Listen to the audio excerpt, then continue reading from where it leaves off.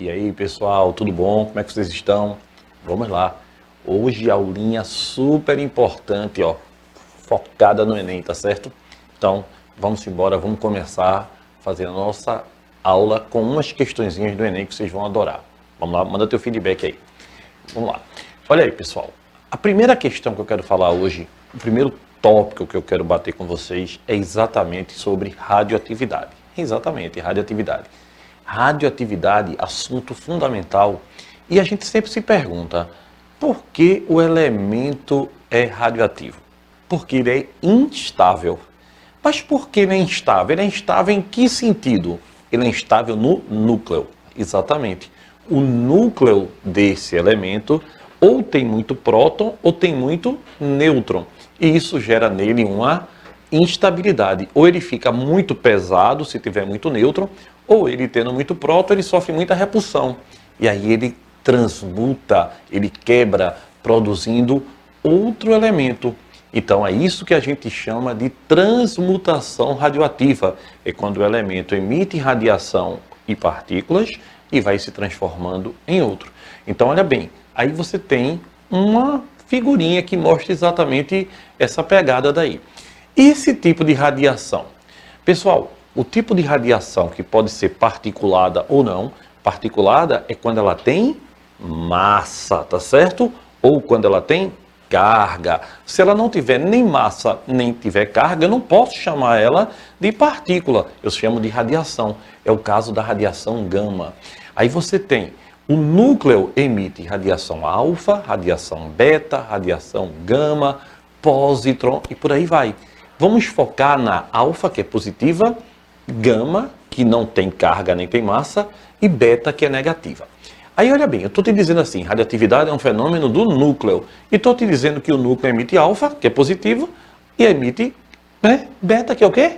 Negativa. Oxê, como é que pode? Exatamente, beta vem da quebra do nêutron, certo? O nêutron, quando quebra, emite uma partículazinha beta que sai do núcleo, e forma mais um próton. Então o nêutron dá origem a beta e mais um próton. É como se o nêutron fosse o quê? Uma carga positiva e uma carga negativa, neutralizando. Outro detalhe importante é a gente lembrar que existe um tal de poder penetrante. É o quanto essa partícula, essa radiação caminha no ar. Pessoal, quanto mais pesada, menor o poder penetrante.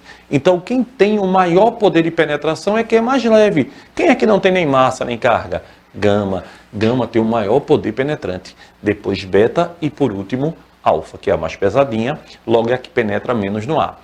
Já o poder ionizante é o poder de arrancar as partículas ao longo do seu caminho. E aí é lógico que a alfa, como é mais pesadona, ela vai passando e vai arrancando. Então ela tem um maior poder penetrante, maior poder ionizante e um menor poder penetrante para a alfa, tá? A alfa tem o maior poder, o quê? Ionizante. Vai passando, vai ionizando. Em compensação, como ela é pesada, ela tem um menor poder penetrante. Ela caminha menos pelo ar. Então, tá aí um desenhozinho que ajuda a gente nisso, tá? Alfa, menor poder penetrante, maior poder ionizante. E gama, maior poder penetrante, menor poder ionizante. E beta no meio do caminho. Aí vê bem, a gente tem também outra situação que é bem importante no estudo das radiações. Quando um elemento radioativo, um nuclídeo, emite uma partícula alfa, a massa dele diminui de 4 unidades e a carga diminui de 2 unidades. Lei de Soddy está aí no quadro. Quando ele emite uma partícula beta, a massa não se altera, porque beta não tem massa, mas a carga aumenta de 1 unidade. Isso aí é importante no estudo das radiações. Guga, e como é que isso cai no Enem? Olha aí, uma boa pegada.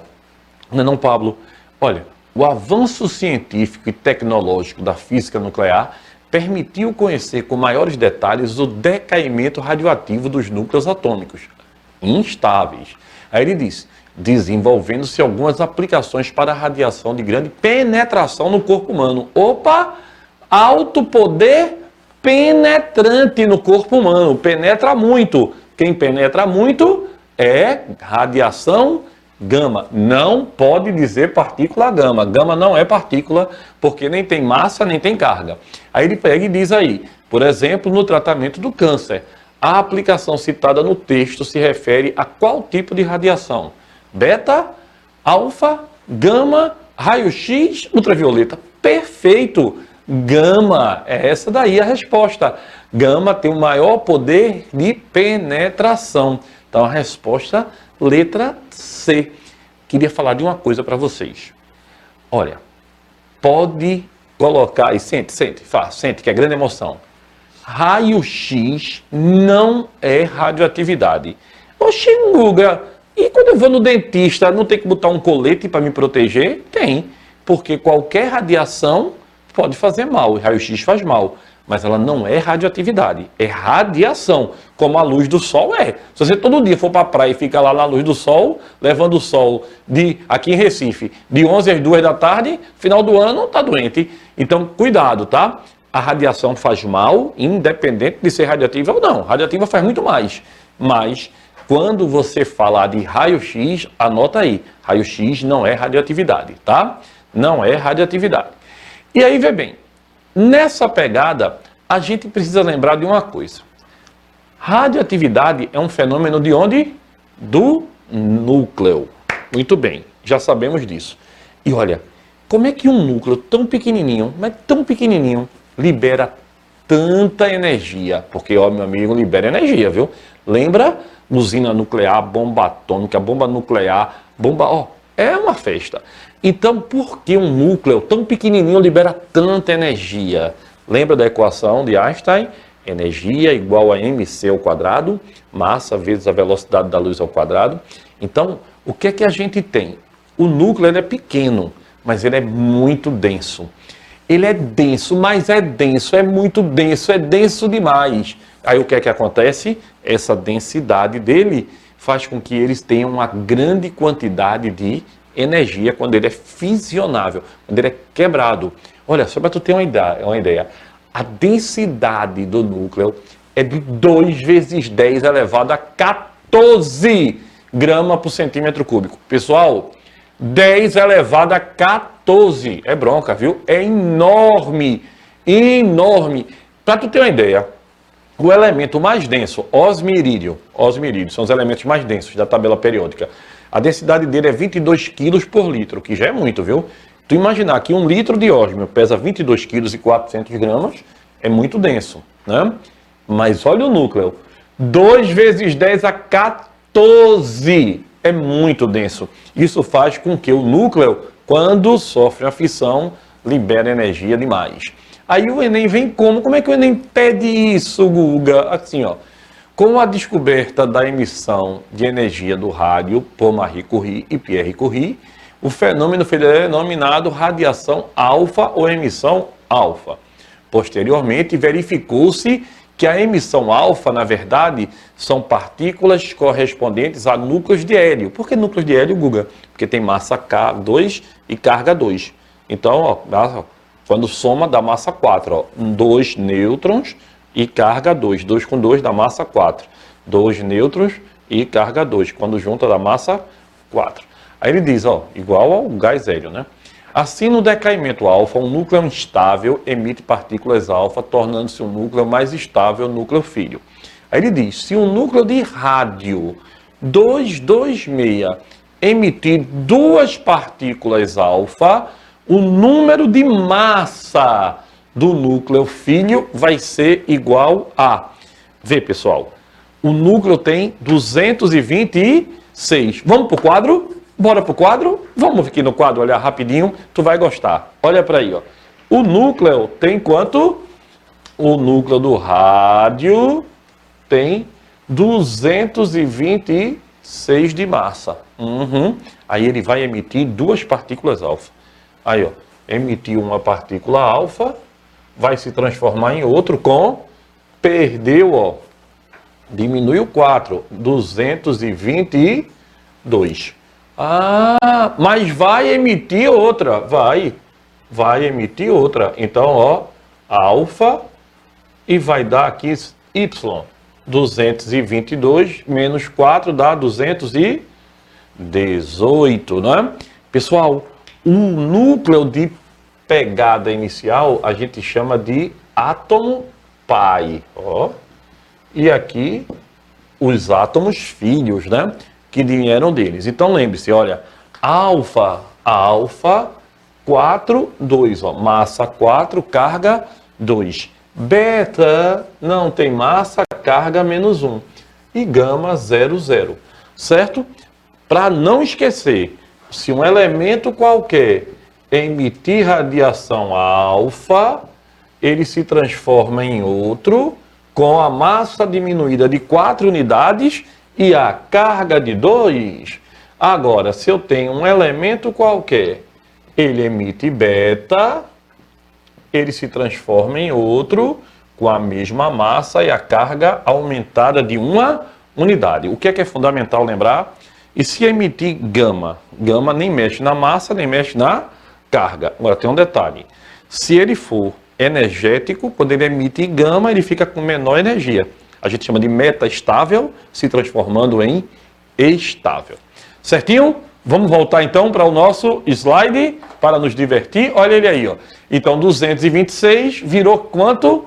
Virou, a gente acabou de ver, 218. Letra E. O pessoal quer dar o print no quadro. Olha aí, deixa eu sair da frente. Oh, deu print? Vai, dando print. Manda bronca. Agora, olha aí. Pessoal, vamos ver aqui outra coisa que é importante a gente falar.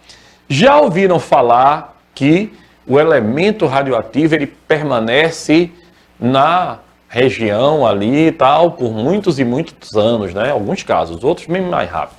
Você faz um exame, usa um contraste radioativo, ele demora pouco tempo, já sai do organismo. Mas, por exemplo, Chernobyl, bronca, né? Chernobyl, o acidente de Chernobyl, a usina nuclear de Chernobyl, aí, pessoal, aquela terra dali não vai mais poder ser utilizada por seres vivos, seres humanos, por muitos e muitos anos, séculos, milênios, né? Ser humano, né? Porque lá tem planta, tem alguns animais e tal. Então, vê bem, a radioatividade tem um detalhe chamado meia-vida. Já ouviu falar disso? Uhum. O que é meia-vida? Meia-vida é o tempo necessário para que uma amostra se reduza à metade. Então, vê bem, a gente tem aí ó, um exemplo, a atividade da amostra, 100%. Após um tempo de 8 dias, olha o gráfico, tem quanto? 50%. Após mais 8 dias, já são 16 dias, né? Eu tenho 25%. Ou seja, nesse caso, nesse exemplo, a cada 8 dias, a amostra se reduz à metade. Então, o que é a meia-vida? É o tempo necessário para que uma amostra se reduza à metade. Pode ser em massa, pode ser em mol, pode ser em quantidade de átomos, pode ser em qualquer unidade de quantidade. Então, a meia-vida é o tempo para que uma amostra vá se reduzindo à metade. Então, eu tenho 100%, passou a meia-vida 50%, passou outra meia-vida 25%, passou outra meia-vida 12,5%, e assim vai. Então, a meia-vida é o tempo necessário para que a amostra se reduza à metade. Certo? Certo. Então, isso é uma exponencial, né? Isso é uma PG, na verdade, que ela está reduzindo a metade, né? 100, 50, 25, 12,5 e tal. Então, a gente pode fazer por uma expressão exponencial. Ó. 2 elevado a x é a massa inicial sobre a massa final, onde a massa final é a massa inicial sobre 2ax. Detalhe importante, ó, olha o gráfico aí, tá certo? Então, esse gráfico indica o quê? Indica que você tem uma exponencial, que ela está sendo reduzida sempre à metade, essa PG. Google, o que é essa VM que tu botasse aí? É velocidade média? É? Não. Essa VM é vida média. E o que é vida média? Vida média é o mesmo conceito que a gente tem para a vida do ser humano. O ser humano vive em média no Brasil 70 anos. Quer dizer que 70 anos todo mundo morre? Não. Então, isso é uma média estatística. Então, na questão da radioatividade, a gente também tem uma relação estatística. Querem vir para o quadro comigo? Bora vir para o quadro, que no quadro a gente consegue se deliciar mais. Olha aqui. Vou apagar o quadro para que vocês se deliciem aqui. Vamos lá. Pessoal, olha, o que é meia-vida? É o tempo necessário para que uma amostra se reduza à metade. Então aqui eu tenho, ó, uma massa, passou uma meia-vida. Guga, diz aí, essa meia-vida varia com a temperatura? Não. Varia com a quantidade? Não. Meia-vida depende da natureza da substância. Tem substâncias que têm meia-vida, por exemplo, o urânio, quase que é tudo aqui, tem a meia-vida de 4,5 bilhões de anos. Mas tem elemento que a meia-vida dele é 2 segundos. Então isso depende do elemento, tá? Então, olha aqui, ó. A massa passou a meia-vida, massa sobre 2. Passou a meia-vida, vai ter o quê? Massa sobre 4. Passou uma meia-vida, massa sobre 8. E assim vai. Então, quer dizer que nunca acaba? Tende a zero, né, o gráfico, mas não chega em zero. Então, quer dizer que sempre vai ser radioativo? Isso aqui é interessante.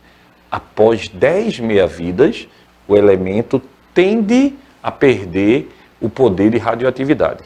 Após 10 meia-vidas, o elemento tende a perder a atividade radioativa. Então, o gráfico, pessoal, como eu tinha mostrado no slide, ó, ele é bem bonitinho, ó. Ele vai tangenciando zero, mas não vai chegar nunca em zero. Agora, o que eu falei também que era importante é você perceber que isso aqui, ó, é 2 elevado a x, é a massa inicial sobre a massa final, onde x é o quê? É o tempo total sobre o tempo de meia-vida. Exatamente, tá? A outra coisa, eu falei de vida média, aí é outro papo. Não confunda vida média com meia-vida, tá? Para que você entenda direitinho o que é a vida média, eu antes vou te mostrar uma coisa que tu vai gostar. Uma tal de constante radioativa. Já ouviu falar disso? Vem para cá. Ó, a constante radioativa, que eu conheço como C de cada elemento. Se eu, por exemplo, chego para você e digo assim, olha, a constante radioativa de um elemento radioativo X qualquer é 1 sobre 200 hora a menos 1. O que é que isso está dizendo? Pessoal, eu coloquei um exemplo qualquer, tá? Isso quer dizer que uma amostra com 200 átomos radioativos, 200 átomos radioativos, tá? Um se desintegra, certo? Por hora. Então a constante radioativa me diz quantos átomos se desintegram numa amostra num determinado tempo. Então, nesse exemplo que eu dei, ó, em cada 200 átomos, um se desintegra a cada hora. Então, eu te pergunto, qual é o tempo que essa amostra vai ter, em média, para se desintegrar? Veja, se um se desintegra a cada hora e eu tenho 200, eu vou demorar quanto tempo? 200 horas. Então, eu posso dizer que a constante é 1 sobre a vida média. Ou seja, em média, aqui vai acabar em 200 horas. Guga, por que em média? Porque o primeiro vai desintegrar na primeira hora, o segundo na segunda hora, o terceiro na terceira hora. E aí vai ter o centésimo na centésima hora. Entendeu qual é a lógica? Na linha do tempo vai demorar 200 horas. Então isso é a média. Então a constante radioativa é o inverso da vida média. E olha que lindo. Pessoal, vida média é algo estatístico, tá? Que foge ao nosso entendimento do ensino médio. Então a vida média, ela é uma grandeza estatística. Não dá para a gente desenvolver agora, tá? Aí a gente precisa acreditar que a vida média é o tempo de meia-vida sobre 0,7. O que quer dizer isso? Quer dizer que o tempo de meia-vida é 70% da vida média. Ou seja, isso é uma relação estatística. Então eu preciso saber que 2 elevado a x é a massa inicial sobre a massa final. Preciso saber que x é o tempo total sobre o tempo de meia-vida. Preciso saber, entender direitinho o que é a constante radioativa, né? Para poder entender essa equação da vida média, ou essa fórmula da vida média. Um detalhe importante que a gente precisa lembrar é que quando a gente fala da vida média de um elemento, é uma relação estatística, certo? Vamos vir para o slide, vamos lá se deliciar aqui no slide, vamos lá que a gente agora vai se divertir. Olha aí, ó, constante radioativa que eu acabei de falar. Aqui tem outro exemplo, ó. Eita, o print, o pessoal gosta de print, vamos embora. Pro print, vamos lá, print, ó. Eu quero sair no print, vai, tira aí. Tirou? Tirou, vamos lá. Então, ó, vamos. Olha aí, ó, a constante radioativa, tá em outro exemplo, ó, 1 sobre 1.400 anos a menos 1. Quer dizer o quê?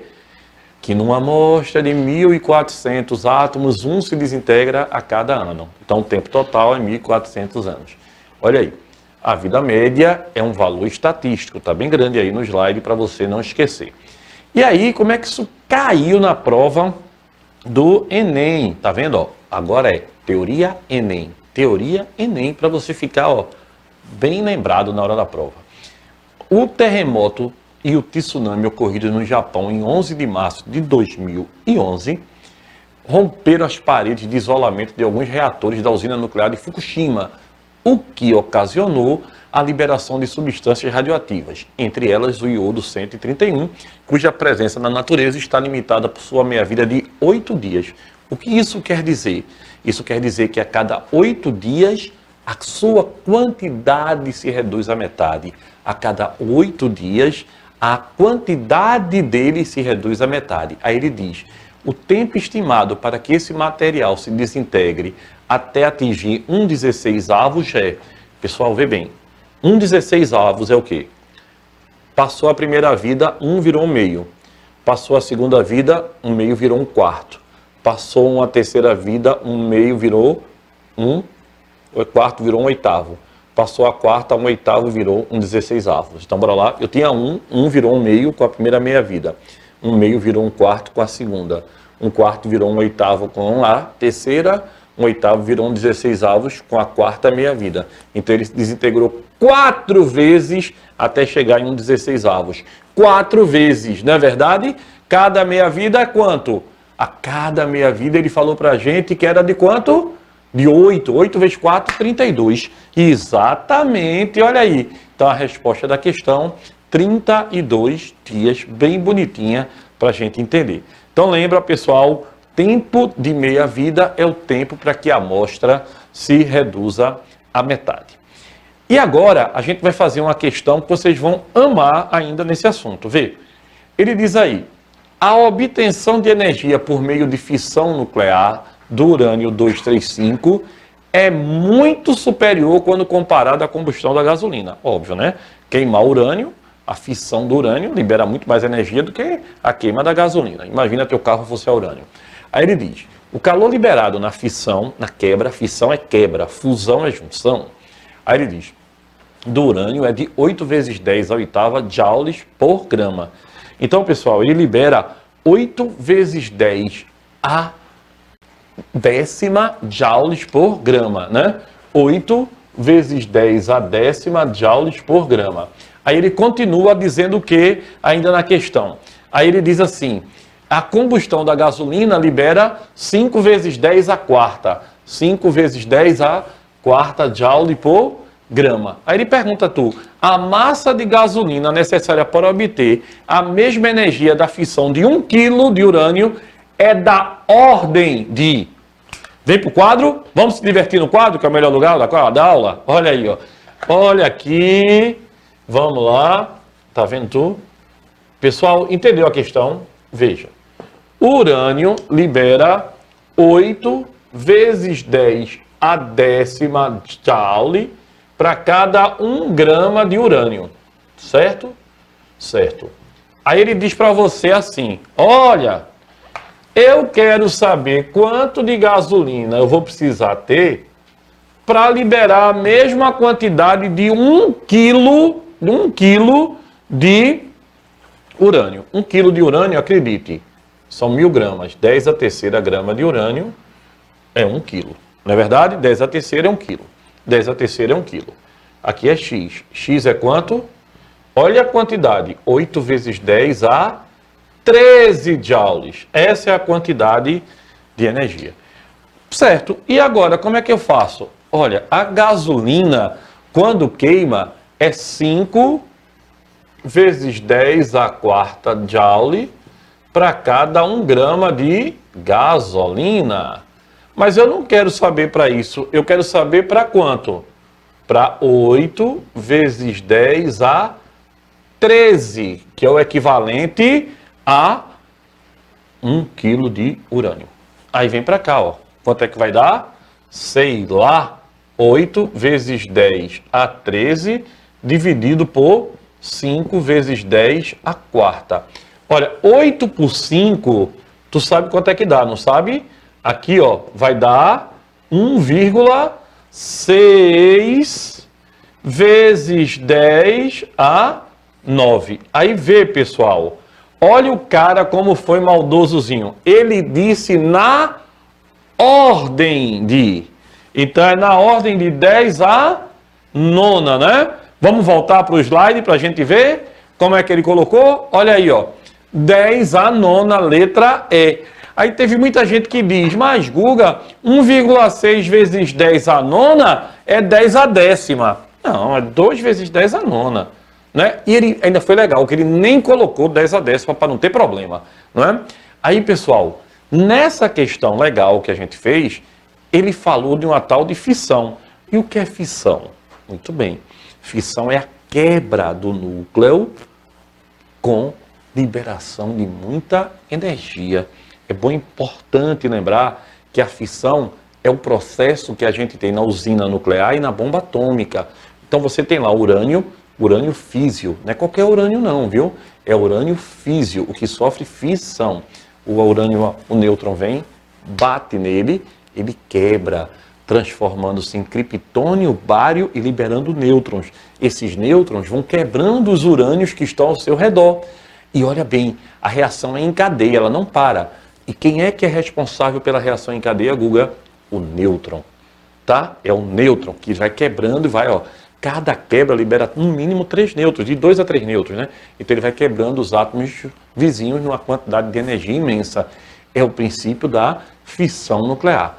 Lembrando que num reator nuclear, a energia, tá certo, produzida é pela água que evapora, pelo calor dentro do reator, que é todo protegido. Dentro dele, o urânio está sofrendo a fissão. A água bate na parede externa, evapora, porque está muito quente, aí gira a turbina e produz energia. A energia nuclear é produzida assim, tá? É o mesmo princípio da bomba atômica. Guga, e qual foi o problema de Fukushima?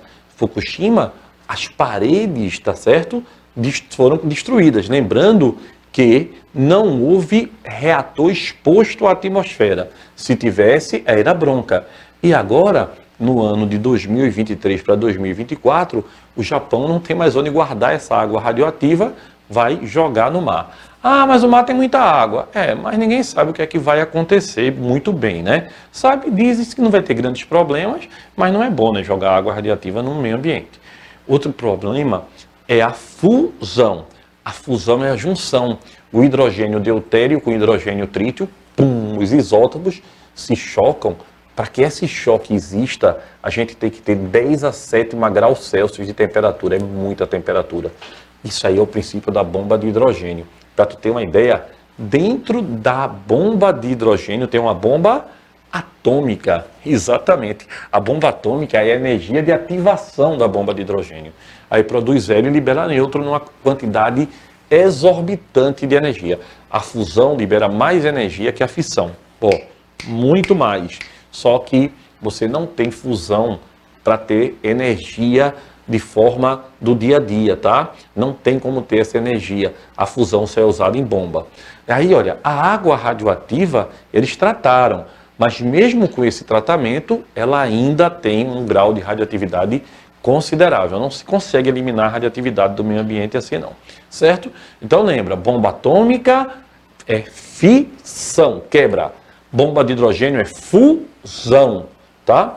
Outro detalhe é que a energia proveniente dos processos de radioatividade é energia limpa.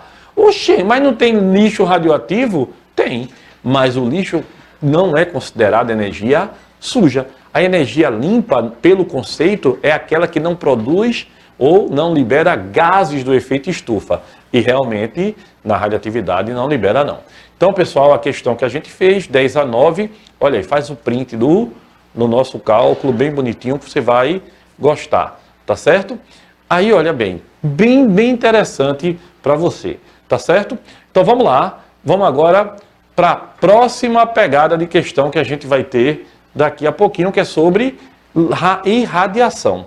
Irradiação de alimentos. Já ouviu falar disso? Alimento irradiado ou processos de irradiação na indústria, que é uma maneira de limpar, que é uma maneira de proteger de micro-organismos. Então, hoje em dia, os aparelhos cirúrgicos, os aparelhos dentários, os alimentos que a gente come, muitos deles são irradiados. Mas com um detalhe, irradiado não é radioativo. Só para tu ter uma ideia, eu botei aqui um slide bem legalzinho. Ó.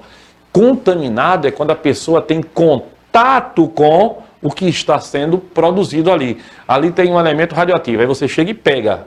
Pegou, opa, está contaminado. Mas se você está perto, você não está contaminado não, você só está irradiado. E aí, pessoal, no caso do alimento, o que é irradiado não é radioativo, não faz mal. Ele é controlado, ele tem controle sobre aquele processo. É só para matar micro-organismos, tá certo? É importante que a gente lembre isso. O que é irradiado não é radioativo, tá certo? O que é irradiado não é radioativo. Você faz um tratamento PET, tratamento do PET scan, você não está com processo, você não virou uma pessoa radioativa pelo meio da rua, não é verdade? Então, ser irradiado não é ser radioativo. E o Enem tratou disso, ó. O processo de radiação de alimentos consiste em submeter os alimentos já embalados ou a granel, olha a pegada, ou a granel. Aí o que é a granel? Solto, separado, jogado lá, tá certo? A uma quantidade controlada de radiação ionizante por determinado período de tempo. Esse procedimento não aumenta o nível de radioatividade normal dos alimentos, não faz mal. Tá? A aplicação de uma dose de radiação normalmente resulta na morte de insetos, bactérias, fungos e leveduras, aumentando assim o tempo de conservação dos alimentos e pode retardar a maturação de algumas frutas. Isso é maravilhoso para a indústria, né? E legumes, sendo possível assim aumentar seu período de armazenamento. Em relação ao processo de conservação de alimentos descritos, infere-se que, diz-se que, afirma-se que, letra A, frutas e legumes, quando submetidos a uma dose de radiação, apodrecem mais rapidamente. Se você responder essa, vamos embora. Não pode, né? Lógico que não. O tempo é para aumentar o tempo dele, né? B, processo de radiação de alimentos torna altamente radioativos. Aí não pode, aí não dá. Pessoal, o que é irradiado não é radioativo, tá? Letra C, apenas os alimentos já embalados em recipientes adequados podem ser submetidos a dose de radiação ionizante. Ele falou no texto, pode ser embalado ou a granel, separado, jogado lá, jogado. Letra D, alimentos tratados com radiação ficam mais sensíveis ao ataque de insetos. Aí só se for inseto da Marvel, nada a ver, né? Lógico que não, é para matar o inseto. Então a resposta é a letra E, a aplicação de radioatividade em alimentos com a eliminação de alguns agentes biológicos que contribuem para melhorar a conservação dos alimentos, letra E. Pronto, pessoal. Olha aí, já foi a primeira parte de radioatividade, ó. Primeiríssima. Beijo, até daqui a pouco. Tchau, valeu.